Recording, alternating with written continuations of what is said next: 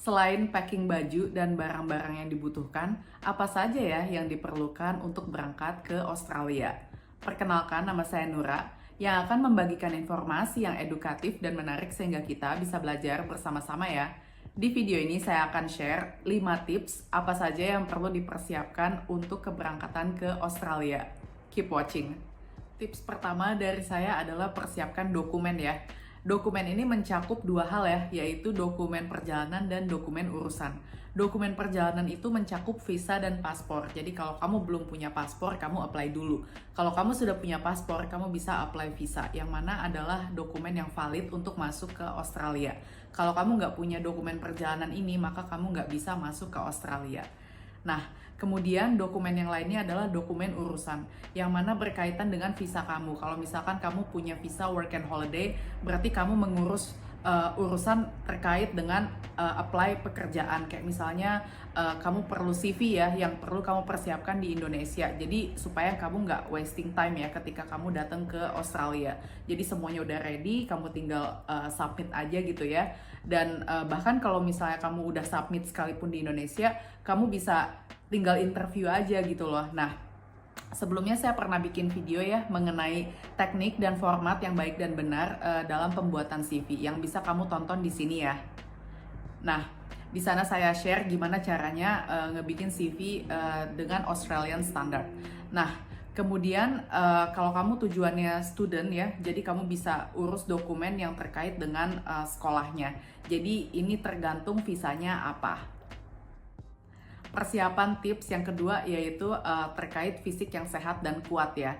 Jadi fisik yang sehat itu diperlukan bahkan ketika medical check up sekalipun sebelum berangkat ke Australia itu mencakup kayak ada TBC atau enggak, paru-paru atau enggak gitu ya. Jadi supaya nggak menularkan penyakit baru di Australia maupun bahkan penyakit yang nggak menular sekalipun ketika kamu datang ke Australia dalam keadaan sakit, kamu bisa merepotkan diri sendiri juga orang lain ya. Yang saya maksud adalah penyakit yang berat ya.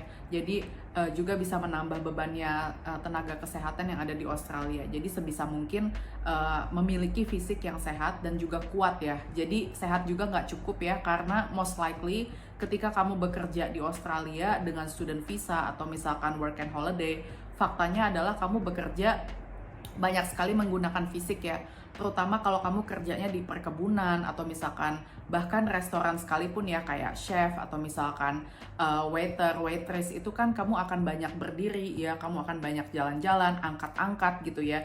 Jadi kalau kamu bener-bener nggak siap gitu ya, bener-bener bikin kamu sakit-sakitan gitu ya, yang tadinya kamu sehat tapi kurang kuat, jadi kamu jadi sakit-sakitan gitu ya. Maka dari itu kamu perlu olahraga gitu ya sebelum datang ke Australia. Kamu exercise dan juga mungkin nge-gym gitu ya untuk persiapan gitu datang ke Australia, kayak gitu sih. Persiapan tips yang ketiga yaitu terkait mental health ya. Jadi memang seringkali diabaikan, tapi ini juga komponen yang sangat penting. Nah, ketika kamu pindah ke Australia adalah negara baru yang mana berbeda ya dengan yang ada di Indonesia. Tempat yang baru, orang yang baru gitu ya, cuacanya beda gitu ya. Dan kamu nggak ada keluarga misalnya, jadi kamu merasa homesick, nggak ada suami, nggak ada istri, nggak ada anak, atau misalkan nggak ada orang tua yang biasanya mungkin membantu kamu ya di rumah gitu ya, ada yang masakin gitu ya, ada yang bantu-bantu laundry gitu ya, tapi kamu harus melakukannya sendiri nih gitu ya, harus mandiri gitu ya, harus mencari kerja juga, atau kalau udah dapat kerja kamu mungkin dapat situasi pekerjaan yang bosnya nggak enak atau misalkan teman kerjanya annoying gitu ya, jadi akan menambah beban stres gitu ya, dan ini bisa menumpuk kalau dibiarkan begitu saja. Jadi bagaimana kita bisa cope ini semua dengan baik, dengan cara mungkin ya, kalau dari saya bisa meditasi atau misalkan berdoa sesuai dengan keyakinannya masing-masing, dan juga bertanya ya, kalau misalkan kamu merasa clueless atas sesuatu, kamu bisa bertanya sama orang yang ada di sekitarnya, ini gimana sih caranya, kayak gini gimana sih caranya gitu. Jadi jangan malu untuk bertanya ya, dan sharing apa yang menjadi kesulitannya gitu sih kalau menurut saya. Tips yang keempat yaitu alias uang. Nah, uang ini sangat dibutuhkan ya ketika kamu datang ke Australia. Mengingat Australia itu adalah negara yang mahal gitu ya. Sangat beda jauh kursnya dengan Indonesia. Apa-apa yang tadinya murah di Indonesia, oh jadi 2 kali lipat, 3 kali lipat gitu ya. Ini mesti dipersiapkan ya. Jadi untuk komponen biaya, saya banyak banget ya dapat pertanyaan biayanya berapa gitu untuk datang ke Australia dan lain sebagainya. Jadi biaya itu tergantung gitu. Setiap orang itu punya pertama kebutuhan yang beda-beda, selera yang beda-beda. Kamu mau tinggalnya di mana? Kamu tinggal di suburb A dengan B dengan C itu aja bisa beda harganya. Kamu tinggal di state A, B, C itu aja bisa beda harganya. Kamu tinggal di apartemen, kamu bisa sharing rumah, itu juga bisa beda harganya. Jadi itu tergantung dari kamu pribadi ya. Juga biaya sekolah itu di mana tergantung, ada yang murah, ada yang medium, ada yang mahal. Kalau kamu di universitas ya of course lebih mahal. Kalau kamu ambil S2, S3 lebih mahal daripada D3 atau S1 dan lain sebagainya. Jadi nggak bisa dipukul rata gitu ya. Tapi ada caranya gimana kamu bisa menghitung sendiri, membantu dirimu sendiri untuk mengkalkulasi ini semua gitu. Yang pertama dari kamu bisa mengkalkulasi biaya perjalanan ya, kayak tiket pesawat, visa, medical check up itu kan semua memerlukan biaya ya. Katakanlah kalau visa sama medical check up itu udah sama gitu ya, semua harga itu pro rata. Ya beda juga sih, bahkan kalau kamu work and holiday dan student visa itu juga beda harganya ya. Tapi most likely akan lebih fleksibel daripada tiket pesawat. Kalau tiket pesawat kan bisa sangat fluktuatif ya, maksudnya. Kamu bisa hitung tuh biaya perjalanan, terus kemudian biaya sekolah gitu kan. Itu kamu hitung biaya semester berapa gitu ya, biaya di awal berapa gitu ya. Kemudian biaya di awal-awal, kayak misalnya kamu tinggal akomodasi gitu ya, itu ditambah dengan biaya makan dan juga biaya lain-lainnya, itu bisa dicari semuanya di internet.